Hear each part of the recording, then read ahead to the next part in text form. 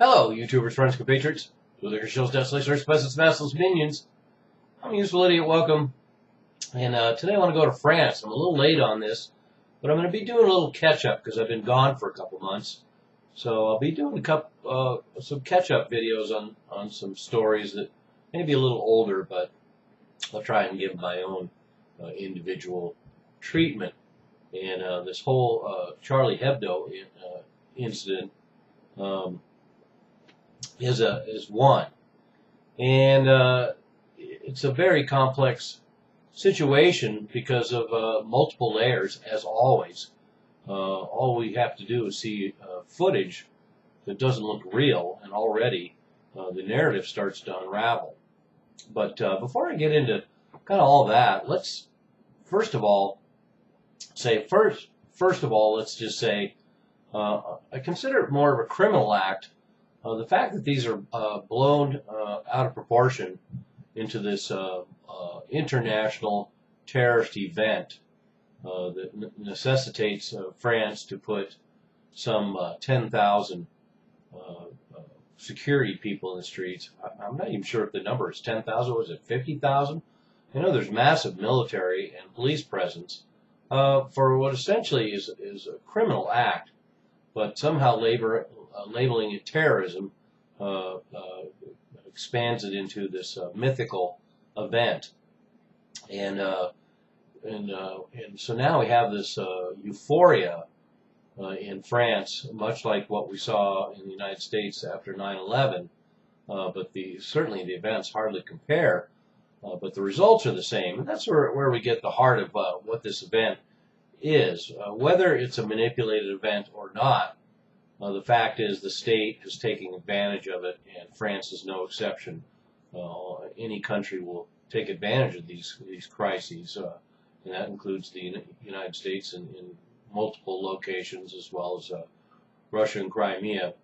These geopolitical events open themselves to these sort of factors. So we have this event being manipulated and used to facilitate the same agenda that we saw happen in the United States and has happened in multiple countries throughout the world and throughout history, for that matter. And now we're going to have we already know the surveillance state exists there. Now we're going to have the police state. We're going to have the anti-terrorist state. More civil liberties will be suspended, and that's part of the background of this story as well with France. Just like all the other nations involved in this March of Unity, they're all a bunch of hypocrites, of course, because none of them are very interested in free speech, with Obama's record with whistleblowers and trying to adapt new censorship measures in all sorts of medium. We have Israel, Netanyahu there, doing a little, what do you call it? He's looking for Israelis, suggesting they should all move back to Israel. So that's an interesting. There he is campaigning in France and telling all the Jews there that they need to move to Israel. But Israel has arrested cartoonists. France has recently arrested a comedian for making off-color remarks. We have a CNN journalist who's looks like he was forced out after 34 years for a Twitter rant about Israel. Certainly there's not a lot of free speech about Israel. Well, actually people get away with quite a bit, don't they? But there's plenty of examples of free speech being curtailed by all these so-called leaders that lined up for this photo op. That was another interesting thing, is finding out that all these leaders and their entourage were nowhere near any crowds in Paris. They were isolated in their own little photo op zone and photographed. But nonetheless, this reaction in Europe is also rather startling, because let's remember, in Europe, but particularly France, they take these issues seriously. If there's labor issues, there's going to be people in the streets. So it is very dangerous for these forces to be unleashed, and certainly one of the forces we see unleashed is this whole thing about terrorism and Muslims. And one of the things that I find interesting is that I have an article that I'll attach, and I don't know the exact veracity of these figures, but I would assume they're true. I haven't cross-checked as I normally would like to do, but the percentage of terrorist attacks, the number one terrorist groups in Europe are separatists, not Muslims. These are all separatists involved with Corsican separation and undoubtedly Catalan and a number of other regions in Europe.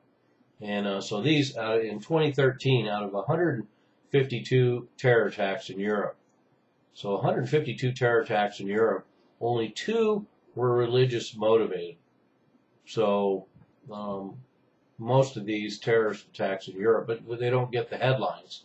That's 152 attacks all across Europe too, so you'd think that would get more headlines. But unfortunately, it's when Muslims do it, and now it becomes this threat that Muslims are going to start attacking people all over the world. And just Western media saying that Muslims are going to start attacking people all over the world will probably make Muslims start attacking people all over the world. But how many were committed by Muslims over the last 5 years in Europe? That figure is still under 2%. And in fact, one of the more notable terrorist attacks in Europe in 2011 was the Norway, and that was actually a Christian terrorist. But they don't like to talk about a Christian terrorist. And and I know it's a different point because we don't have a organized Christian jihad as we do with Muslims, so it's not really fair to compare. But according to the U.S. State Department in 2013, there was even 400 acts of terror by Israeli settlers, but we don't really hear about Jewish terrorism too much either. But once again, it's not necessarily fair to correlate the two, just trying to make some interesting points. And so then we have this one video that looks fake of the policeman supposedly being shot in the head on the ground. So that brings up some interesting questions, as does the apparent suicide of the police commissioner, and then this massive overreaction. So it does bring to mind conspiracy ideas, which include a new series of Gladio projects going on in Europe. And for those who are not familiar with Gladio, it was plans for terror attacks to happen across Europe, sacrificing European lives in order to blame it on whatever terrorist group needed to be blamed at that time. And certainly encourage those to look it up on YouTube to find out more about it. But the idea is that this could be new terror attacks carried out and as a hoax, more or less, to perpetrate an agenda. And it could be both a mix of fact and fiction, which makes it all the more difficult for anyone to follow this trail. And now we even have 5 Russians being arrested for a terror attack. So talk about joining the U.S. empire now. France throwing in with the U.S. And finding 5 Russians. So that'll play well in this new Cold War we have, or whatever people want to call it. And I think that's part of the big picture here, is we have all these leaders certainly take advantage of this situation for their own agendas, and that's why everybody shows up in Europe to do that. So I'm all the more glad there was no U.S. representative. It was a debacle to see Europe's far right and Netanyahu from Israel on common ground. And but the big picture here for me is France joining the empire. Certainly, since the present government has been in power in France, we've had these excursions in Africa, these post-colonial excursions with France and its previous empire. We have them joining the war on terror and sending more forces to the Middle East to join against ISIS. They have their own security state. They're joining in this new economic war against Russia. So they've thrown in with the United States It's probably going to be good for the economy in some ways. It will certainly build national pride for a government that's struggling with massive economic problems, with a country that essentially is in somewhat of a depression, with a massive unemployment rate and an unsustainable welfare state and a declining economy. So anyway, there's my take. Probably not adding much new to this than you're going to get anywhere else, but there it is. A useful idiot chimes in on Charlie in Europe, and let's look at the situation too. I want to mention this as well, that the whole incident needs to be looked at in the light of the fact that there is French racism, there is a marginalization of Muslims and other immigrants in France, to the point where I understand that most of them are segregated in outlying areas around cities, and certainly afforded a certain amount of abuse. And now we have this racial tradition, this racist tradition in Europe being fostered by those in power. So I see that, but we have to remember that what sort of environment we're talking about here.